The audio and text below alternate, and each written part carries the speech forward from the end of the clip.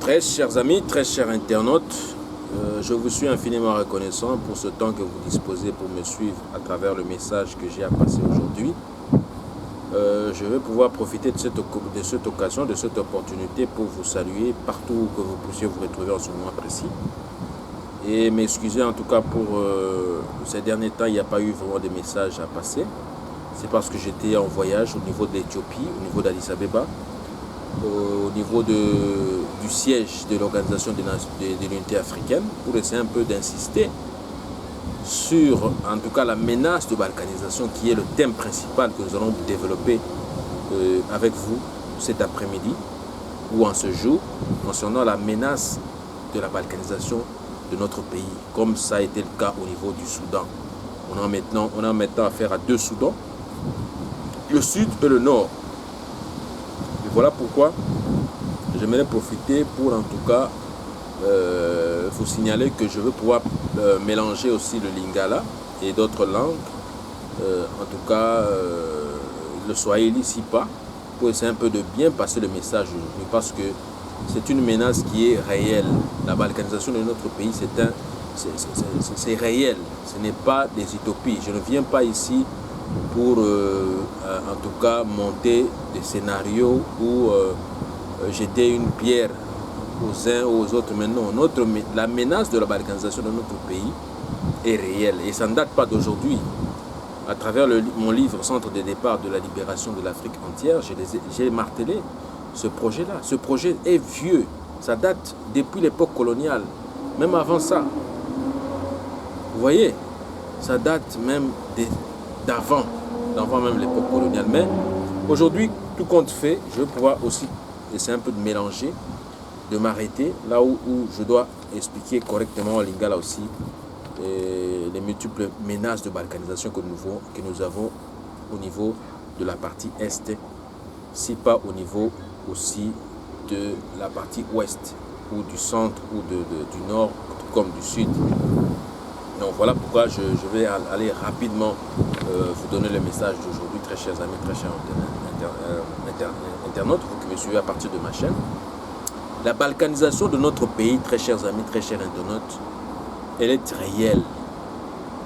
Et ici, je parle au nom de notre population autochtone, victime de dépeuplement, victime des déplacements massifs et répétitifs de la part de ceux qui veulent l'émiettement, de ceux qui veulent le morcellement, de ceux qui veulent la dislocation, de ceux qui veulent le partage, de ceux qui veulent la balkanisation, de ceux qui veulent l'implosion, de ceux qui veulent l'éclatement de notre nation. La menace de la balkanisation est réelle dans la mesure où ceux qui occupaient ou ceux qui occupent encore cette partie du monde ne veulent pas lâcher prise, car cette partie du monde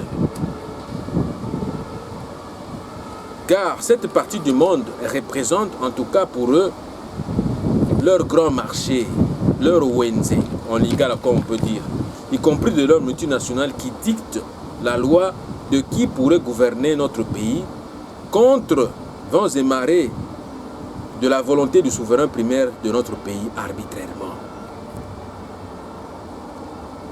Cette menace jadis, très chers amis, très chers internautes, vous qui me suivez à partir de ma chaîne, cette menace jadis de la balkanisation de notre pays se veut d'ordre géopolitique, géostratégique et géoéconomique. Elle est géopolitique, premièrement parce que l'on doit absolument et réellement contrôler, administrativement parlant, les Congolais, c'est-à-dire placer des gens ou des agents au poste de commandement dans la territoriale, au niveau de l'Assemblée provinciale, au niveau des chefs des provinces, au niveau des districts, des collectivités, ainsi de suite, afin de veiller au profit de leurs intérêts, c'est-à-dire des balkanisateurs. Ceux qui sont en train de faire en ce que la balkanisation puisse être réelle, voilà leur stratégie. C'est de placer sur le plan administratif des gens et des agents qui doivent leur favoriser, eux qui sont sur terrain, de favoriser en tout cas la matérialisation de la balkanisation. Vous voyez, voilà pourquoi vous verrez à travers les nominations, les différentes nominations qui ont couru et qui ont plu abondamment ces derniers temps à travers les élections générales chaotiques du 30 décembre 2018 dernier, plusieurs gens, très chers amis, plusieurs gens qui occupent des postes clés proviennent du FCC, c'est-à-dire du Front commun congolais. Vous voyez, ils sont majoritaires au Parlement, au Sénat, au niveau de l'Assemblée générale, de l'Assemblée provinciale, etc., etc. Et leur rôle, très chers amis, au sein de ces institutions-là, sont simples. N'allons pas loin. Leurs rôles sont simples au sein de ces institutions-là. Voilà pourquoi on a mis ici dans les institutions, on a Parlement, Sénat, provincial, on a mis ici, on a rôle dans les années. Premièrement, c'est de faire passer des lois qui vont favoriser, qui vont pouvoir favoriser le pillage à grande échelle de nos ressources naturelles au détriment du peuple souverain primaire autochtone. D'où proviennent ces ressources? Vous voyez? Ça, c'est premièrement. Leur rôle, c'est ça, de favoriser le pillage à grande échelle de nos minéraux. Secondo, c'est d'empêcher les vrais patriotes congolais, tant de l'intérieur comme de l'extérieur du pays, d'apporter le vrai changement en temps voulu. Vous voyez? Cela s'explique également à travers le découpage territorial qui est, pour moi, je constate, qui est un schéma dangereux, qui a déjà violé à coup sûr l'article 220 de notre constitution en vigueur au pays, laissant ainsi présager la matérialisation à coup sûr du plan de balkanisation, d'émiettement et de dislocation de notre nation. Car l'État congolais comme tel n'existe plus et ne dispose pas encore des moyens consistants pour la création de nouveaux territoires, de nouvelles districts, etc., etc. Vous voyez?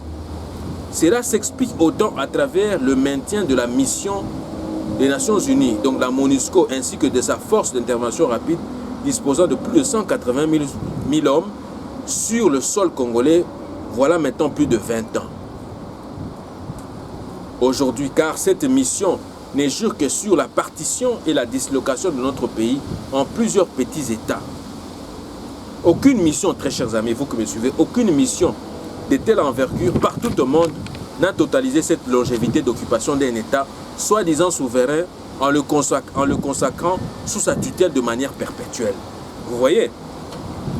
Aujourd'hui, tous les responsables, très chers amis, tous les responsables politiques et hommes d'affaires mondiaux ont des intérêts financiers chez nous au Congo-Kinshasa.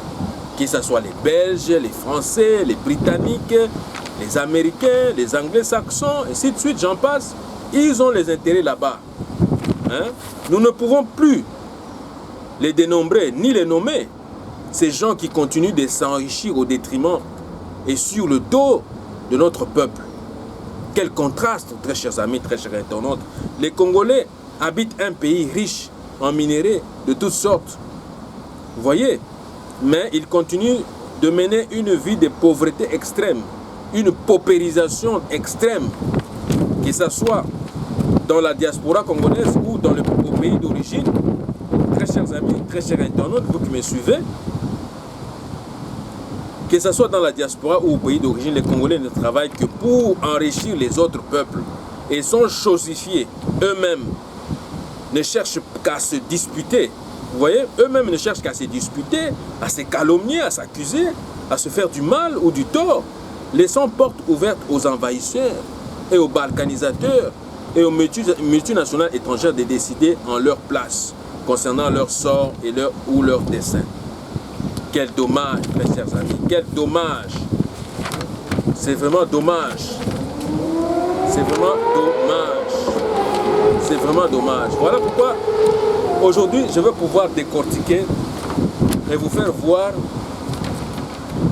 comment est-ce que cette balkanisation, cette menace de balkanisation persiste encore sur tous ces aspects-là, géopolitiquement, géostratégiquement et géoéconomiquement. Vous voyez, la balkanisation de notre pays est d'ordre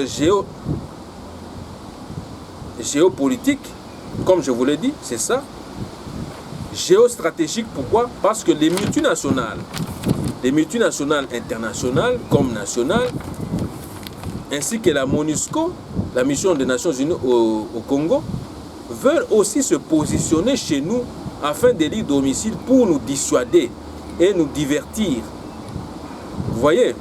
C'est-à-dire apporter un jeu de diversion, parce que l'essentiel pour elles, c'est de nous faire croire que les groupes armés nationaux comme étrangers continuent d'opérer un peu partout, alors qu'elle a eu tout le temps, tout son temps d'aider les forces armées congolaises et de les former à mieux sécuriser notre pays. Ils ont eu tout ce temps-là, mais ils n'ont pas fait. Mais c'est peine perdue, comme je vous le dis. C'est peine perdue car leurs représentants sont aussi entrés dans la danse d'extraire, d'exploiter nos minéraux à grande échelle et non de sécuriser la population locale. D'où son départ immédiat, car elle n'assure que la protection des gisements de pétrole d'or, d'étain, de coltan, de cassitérite et autres, et non de notre population. Vous voyez, ça ne peut pas continuer. Donc stratégiquement, c'est ça. Balingi donc va contrôler mboka na biso bango pe na ndenge na bango. Donc biso to kenene tikolela ka bango. Oh kuna babomi mutu boya kuna insécurité ba kolela ka bango mais baza wana te pona ba sécuriser biso. Baza wana te pona ba aider biso la formation ya ba soldats na biso ya ba police na biso non. Ils sont là pour ba kosa ka bana na biso na miliki. Lokola bana na biso ba mona miliki ya poussière te na miliki ya mai te ba kosa ka bango likolo ba gobela ba miliki. Oh, on appelle ça Gobela Mili pour violer, aller à violer. Et nous n'allons pas permettre ces histoires-là. Ce photo téléména Makamouana. Vous comprenez? Nous ne voulons pas de la balkanisation de notre pays et nous allons le marteler haut et fort. Vous devez déguerpir. 20 ans, c'est trop.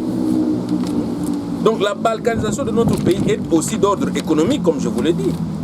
Parce que nos voisins directs, comme le Rwanda, l'Ouganda, la Tanzanie, le Burundi, etc., parrainés par les Américains et les Anglo-Saxons, donc les Britanniques, veulent contrôler nos sols et nos sous-sols en vue de maintenir une extraction massive, désordonnée, précipitée et à grande échelle des minéraux utiles à l'industrie nucléaire, à l'industrie aéronautique, à l'industrie technologique, etc., pour se prévaloir de la domination économique mondiale, alors qu'ils n'ont rien dans leur sol ou dans leur sous-sol en se maintenant maître et seigneur de guerre au niveau du Conseil de sécurité de l'ONU pour décider sur le droit de faire la guerre ou non à un État souverain du monde qui leur est hostile, ainsi qu'à leur plan de destruction et de déstabilisation massive des États du monde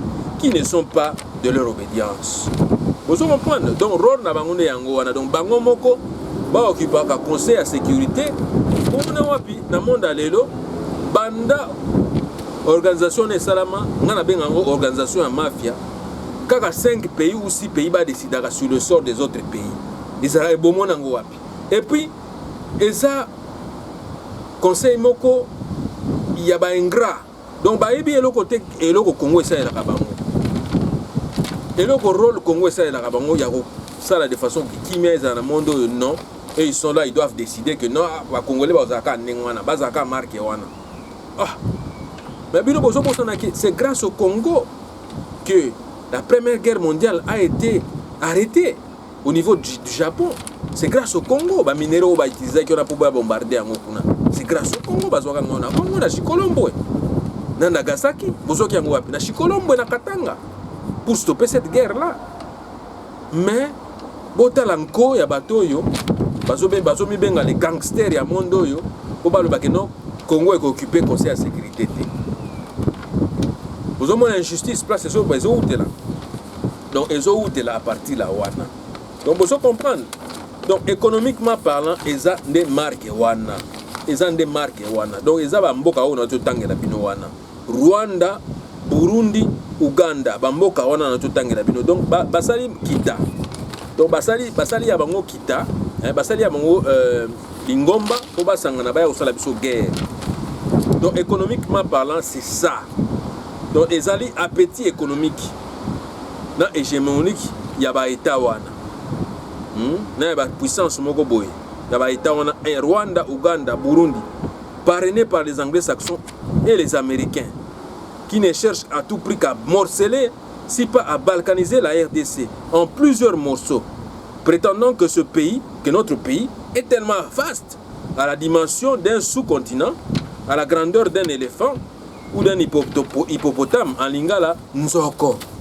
Donc, Nzoko, qui devient difficile à contrôler et à cerner, alors que du temps du défunt général-major Mobutu, ce géant colosse de l'Afrique centrale jouait pleinement son rôle d'embrayage, pouvant pacifier et mettre un peu de l'ordre au sein de la région des Grands Lacs. Vous comprenez? Rôle na biso ya Congolais, n'engezaka eza ko pacifier monde. Batika ko sabino que rôle na biso eza ya ko tshaba instabilité na région des Grands Lacs. Non. Atango le général major Mobutu mais biso ne to bando pacifier ba côté wana. Biso ne to bando tcha ordre. Donc batika ko sabino donc rôle ya biso ba Congolais eza ko pacifier monde. bapesa biso bakita wana nyonso mpona koutiliser industrie aéronautique, industrie nucléaire, ainsi de suite. Eza mpona kopacifier monde oyo biso nde foto tiaka kimia na monde oyo eza bato te nde bavandi kuna injustement na conseil de sécurité badecidaka en lieu et place na biso. Non, c'est à nous les Congolais de décider maintenant. Vous comprenez? Donc économiquement parlant, yango wana. Vous comprenez? Économiquement parlant, na epsino balkanisation yango wana. Et administrativement parlant, les années. Et ça que, bon à Bango, il faut que fragiliser biso. Vous comprenez? Administrativement parlant, il faut fragiliser l'institution étatique congolaise, fragilité yango. C'est-à-dire que rendre yango, c'est-à-dire rendre yango faible. C'est-à-dire que la faiblesse structurelle des institutions étatiques congolaises se caractérisant d'une illégitimité. Donc, ça de façon que illégitimité est nango. Donc, où a gagné, balo bate que ça y est gagné. Vous voyez? Vous avez la maladie autour nango, la vérité des urnes. Moutou a gagné, il était moutou bandé, faut battre moutou à perdre. Vous comprenez? Donc, c'est ça, c'est ce que je dis. Caractérisé d'une illégitimité institutionnelle et constitutionnelle en même temps, ainsi que d'une incapacité et d'une incompétence notoire des dirigeants congolais clandestins de fait à y trouver un remède adéquat ou d'y apporter une solution ou une résolution définitive. Voilà pourquoi je me demande, c'est pour quel intérêt que notre pays doit demeurer être un Wenze en Lingala de tous ces détracteurs, de tous ces balkanisateurs, ces ennemis du Congo et des Congolais. Vous comprenez? Et c'est un intérêt. Tout ce que biso, il faut noter d'abord que non, le peuple congolais d'abord, ou la nation congolaise d'abord, et ses intérêts d'abord. Olingyo soit diamant, olingyo soit olo, olingyo soit palata. Est-ce que l'intérêt des Congolais est garanti na kati? Est-ce que l'intérêt des Congolais est réuni na kati? Si c'est réuni na kati, tant mieux, il n'y a pas de souci. Mais tant que les intérêts des Congolais et de la nation congolaise ne sont pas garantis, inutile. On vous fera toujours la guerre. On sera toujours derrière vous. Vous qui venez piller, vous qui venez créer de la guerre chez nous. On sera toujours derrière vous pour vous mettre les bâtons dans les roues, pour vous combattre, parce que ce n'est pas normal. Nous ne voulons pas de la balkanisation chez nous. Vous voyez, administrativement parlant, c'est ce que je vous dis. Et cette balkanisation-là s'amplifie de telle sorte que les partis politiques traditionnels que nous avons connus n'existent plus et n'existeront plus. C'est vous mettant l'échec de façon que ça va dédoublement de partis politiques. IDPS comme à Kama, MLC comme à Tamotoba, Beden Vision comme à Kili. Vous comprenez? Des rôles na bango yango wana do c'est-à-dire kabola batu. Kabola ba congolais, des places bango ba kozo esika ba vandi siko bazo contrôler bino. Vous comprenez? IDPS to ba bango zaka moko, union saka zaka moko. Mais le tangela ba IDPS comme Iboni. IDPS version Chiduba, version Chibala, version Nani Tshisekedi, version Peuple, il y a Valentin Moubake, ainsi de suite. MLC, version Mbemba, version Basaïba, version ainsi de suite. Ainsi de suite. Vous comprenez? Beden Vision, version Bienvenue Massamba, version Kingandi. Vous comprenez? Des rôles au Baeli Biso, Ba Mwangi Sabiso, donc Toye Banasouté. Donc, ce qui est, tout comme dans Nzela, tout comme Kokoswana, Kobunda Biso na Biso. Peuple ya Mboka Moko. Peuple ya origine Moko. Peuple ya Koko Moko, ya Papa Moko, ya Mama Moko. Ya Ekolo Moko. Donc, balingi bino boza susu bo moko te balingi bino bo kabwana bo mwanga na pona bango bazo esika ya ko konza bino ya ko yiba bino kitana bino ya ko yiba bino mboka bino mabele na bino. Non, rôle na bango ne yango na bazoya na ba virus o ya balkanisation biso foto teleme na bango. Ba virus o ya balkanisation bazoya nango po ba palestinien biso to comme on dirait ba peuple ba Rohingam, vous comprenez? Ba Rohingam, ba palestinien o bazangi mabele na mokolo mwalelo na moi mwalelo, mais biso to ko teleme na yango. Na biso bato ali banda na bao basana kati ya mboka bo telemela yango, bo telemela virus wana. Bo utiliser virus ya botomboki. Virus ya soulèvement populaire bo telemela yango. Mboka o eza moko ba congolais baza peuple moko ba kotika la peuple moko. Ba iteni eza o toyebi yango ndenge za la kawana. bayela biso baethnie oyo te ke no biso toyebi biso te non baethnie oyo toyebi baethnie oyo toyebi na mboka wana. Donc message oyo nga nayelaki bino yango oyo. Donc nauti na Addis Abeba na niveau ya Union africaine na beteli bango likambo oyo. Na beteli bango sete na likambo na bi mboka na biso ezali centre de départ ya monde entier oyo. Développement mieux surtout ne bomona ka ne bamboka eza ko se développer. Batunaka d'abord biso avant de se développer. Mais biso moko ba osala de façon que na niveau conseil de sécurité ba sala de façon que to développer. Mais ça faut tanani. Ça faut na biso moko. To link ko sala bon moko te. To link ko sala unité. Or se constituer en union sacrée. Bande ko nanga batu wana ba ko pakatambango. Ba ko pakatambango. Vous comprenez? Donc yango awa nazali ko marteler awa tout moi. Tozala bomoko. Tozana na bolingo ya mboka na biso, tozana na bolingo ya peuple na biso. Vous comprenez? Donc yango awa nazo senga to se congoliser, to se zarianiser face à l'adversaire, face à Banguna. Parce que la démocratie n'existe pas, très chers amis. Mais il existe des styles de démocratie propres à chaque peuple du monde. Donc binomo boyebi ndenge ba mission na biso ba yemba tala modèle mboka na biso pe. Tala modèle mboka na biso. Biso pe tala modèle politique mboka na biso ndenge to défendre yango, il faut to télémérer ma rapport balkanisation oyo. Il y a une histoire commune entre les États-Unis d'Amérique, entre l'Europe ou l'Occident et le continent africain, qui est simplement l'histoire des dominants et des dominés. Histoire ezaka moko yango wana tina moko mwalelo yango bazolinga ko pérenniser yango mais biso to faut to télémérer yango. C'est-à-dire de la colonisation, très chers amis. De la colonisation, oyo que bango bazo utiliser ba population moko ba peuple moko boye ba voisin na biso neti ya ba Rwandais ya ba Ougandais ba neti ba ko coloniser biso. Mais est-ce que bino ko coloniser biso? Vous avez la force à coloniser ba Congolais? Eh. Vous okangwisa ngai? Bino ko ba Congolais bino? Donc yango on a martelé bino, c'est-à-dire de la colonisation pure et simple. Un processus machiavélique qui avait permis à ces derniers d'exploiter scrupuleusement les Africains. Qu'on le veuille ou pas, on nous a divisés. Bakabo la biso. Bakabo la biso. Peuple africain, Bakabo la biso. Pour nous affaiblir à jamais lors de la conférence de Berlin, qui avait décidé du morcellement, de la division et du partage de l'Afrique. Donc Bakabo la biso pour affaiblir biso. De plus en plus, entre couples nabino ou groupe nabino ou lingomba nabino so boche mutu moko kota na katikati ona sete aye pona aya okabola bino affaiblir bino groupe nabino za susu ndenge za ki makasi te bino bo mona kayango. Si vous permettez à ces gens d'entrer dans vos groupes, dans vos foyers, dans vos organisations, de venir vous diviser, c'est pour vous affaiblir. C'est ce que je suis en train de marteler ici, très chers amis, très chers internautes. Donc Kwame Nkrumah avait dit qu'un État ne peut résister individuellement aux grandes puissances. État mon côté na ndenge na yimoko a ko lutter ou bien a ko résister na ba bateau yo basangani pour baya ko panzaye pour baya ko mwangisa ya ko ko lutter contre bangote. Il faut azala toujours na ba partenaire na ba allié na ye pour atelema la makambo yo. Vous comprendre? Donc yango na zoloba awa Kwame Nkrumah avait dit qu'un État ne peut résister individuellement aux grandes puissances. L'arbitraire de frontières des pays anciennement colonisés peut par ailleurs provoquer des guerres.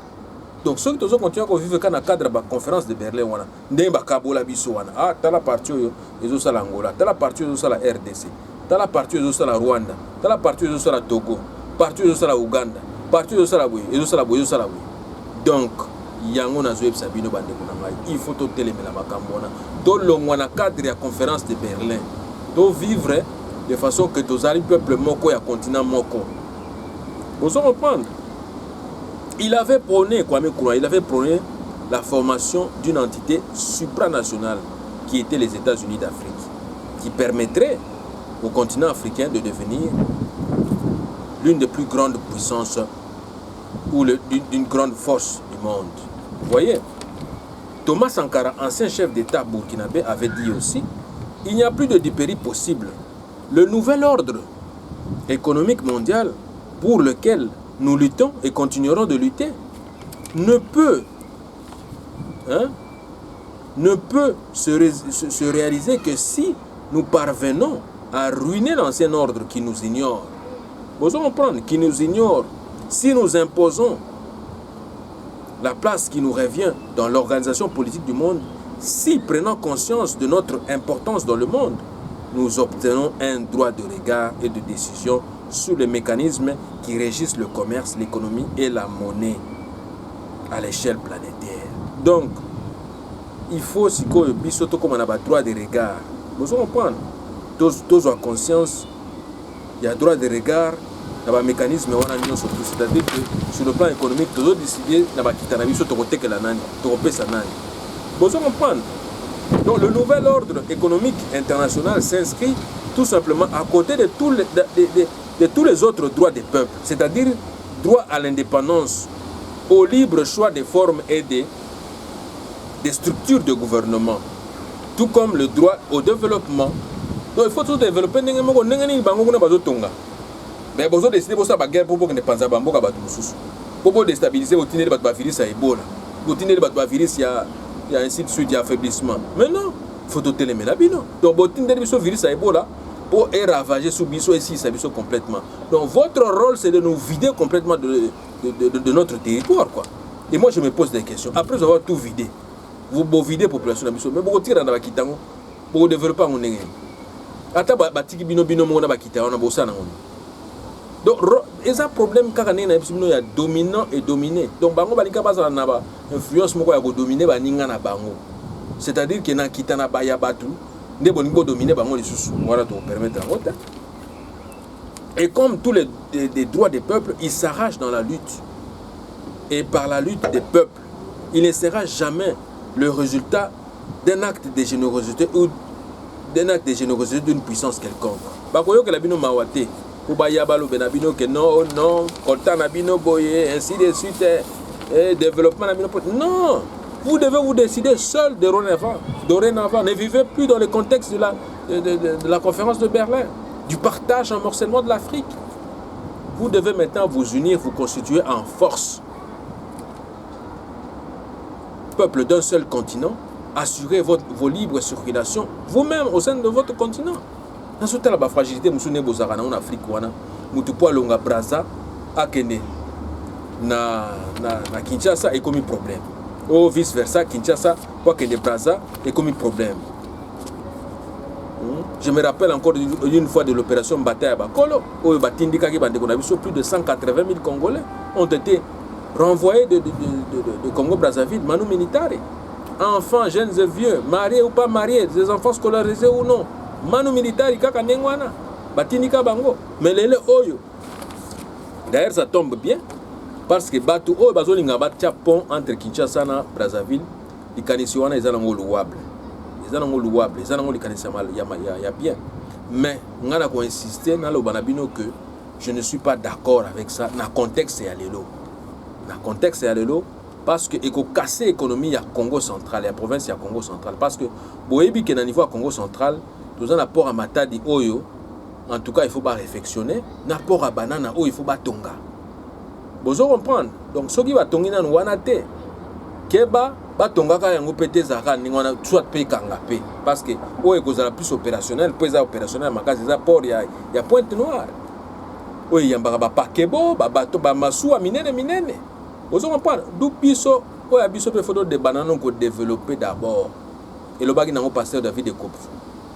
Il faut assurer la libre circulation d'abord entre vous au sein même de votre pays. Batu bakolongwa, n'engé tozo que des périodes de vacances, ça va na ba examen. Na mois où juin, ba c'est ba examen, na bon ba sisi ba examen, mois de juillet, août. Il faut pas qu'il y ait des vacances. Bokolongwa longwe vacances kananga. Bokena bino chikipush. Ainsi de suite, bolongo kisangani, bokena bino Kinshasa. Na masuwa, tout comme dans l'avion, tout comme dans Mutuka. Pour assurer Banzela, botongi ba autoroute de communication. Vous comprenez? C'est ce que moi je veux aussi d'abord. Moi, quand on a vu sur ce centre de départ, il y a libération, il y a humanité entière. Et ça pas mbatté, ça parce que la fragilité, on est fait longwa biso, kolongwa chikapa, kokene lumbashi, nzela ya mituka ezate. C'est une fragilité. Kolongwa, Watsa, kokene tina Bukavu, fragilité nzela malonga yate. C'est sa fragilité. D'où il faut mboka na biso zonga centre de départ de l'humanité entière. Donc des fois donc mituku bandolo wakana ngati na niveau Afrique du Sud. Il faut commander on a ba autorité à communication to assurer yango. Vous comprenez? Il faut tout assurer yango mais ekosenga musala nano. C'est-à-dire que tout le monde a ba fragilité oyo. Tout le monde a ba fragilité oyo, soit disant ba vérité des yeux, eza fragilité. Muto ba poni, eza mutu mususu, o ba tie wana mutu mususu, eza fragilité. Vous comprenez? Eza fragilité. Tout le monde a ba fragilité wana bandeko na ngai. Banduku wampezi. Mwe mko nanifuata. Tutoke mbele mwa ile mafragilité ile beko na tweka. Beko na tweka paka ile mafragilité au tezi kutoka likasi unaenda ta Equateur mbandaka. Motoka yako hapana. Jua nini? Sisi tunakatala vile bintu. Tunapenda natoka likasi unaenda Kananga motoka yako. Haiku problem. Unatoka Kipushi unaenda Lusaka motoka yako. Haiku problem. Ainsi de suite.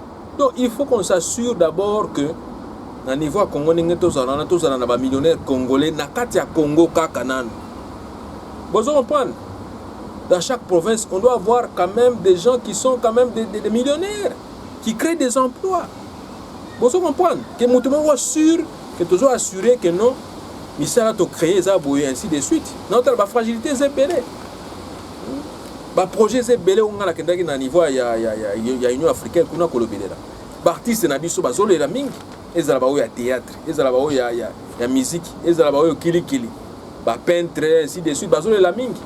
Mais ngai eloko na kenda la kuna na yebisaki bango que non Union africaine a bien biso tongi stabilité zonga na Congo. Stabilité on a soke zongi ba fragilité ya pambamba ya bato ya kobeta na ba Zénith ba Olympia o koza souté parce que to créer ba Olympia ba mini Zénith na ba Likasi na ba Kolwezi na ba Kipushi na ba niveau ya ba Mbandaka na ba niveau ya ba Kisangani na ba niveau ya Kinshasa ya ba Kananga ya ba Mbushimai ba Bukavu ba Goma to créer yango pour to assurer sikoyo na niveau kaka local pouvoir d'achat comme makasi population locale toza habité to na plus de 85 millions d'habitants $1 kaka muto obisa evre na a déjà millionnaire et quoi que ne gobeta na basalo wana ce serait très facile pouvoir d'achat sikoyo kozonga to kozakuna ba millionnaire congolais chez nous.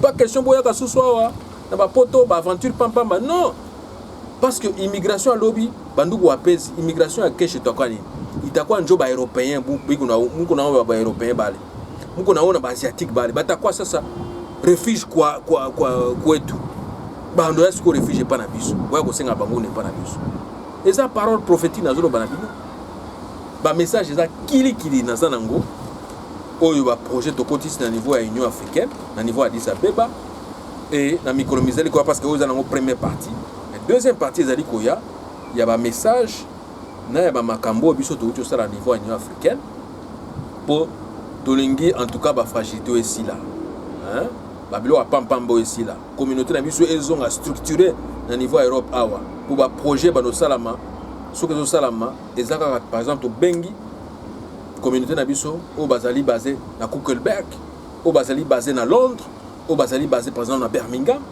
likambozo salama on a besoin de tel montant déjà dans niveau communauté bakangi yango eza soutenir ko to la organisation kili à travers ba organisation o ya libanda yango ne bazokota masolo na biso yango ne bazo balkaniser biso bozo comprendre so boni bo éviter la balkanisation d'abord bo sala masolo bino na bino d'abord bo yokana d'abord bino na bino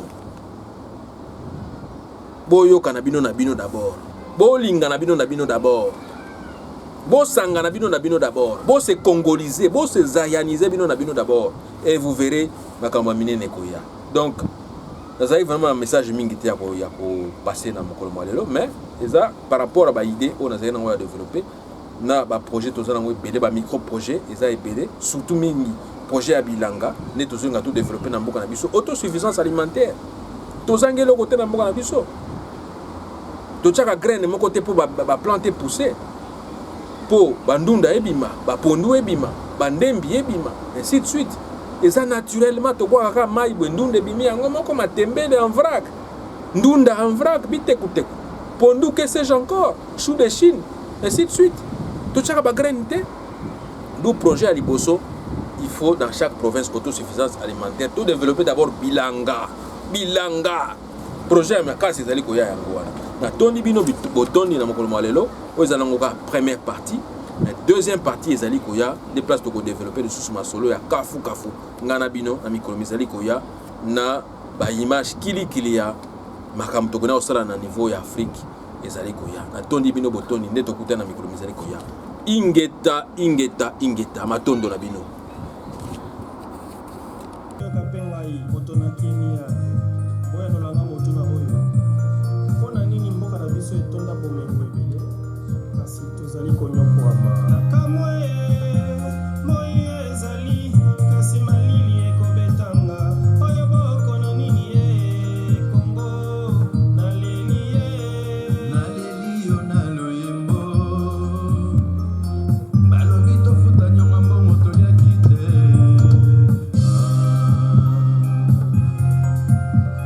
nabilu kombo salelanga matematika bomenga Kongo na bondeli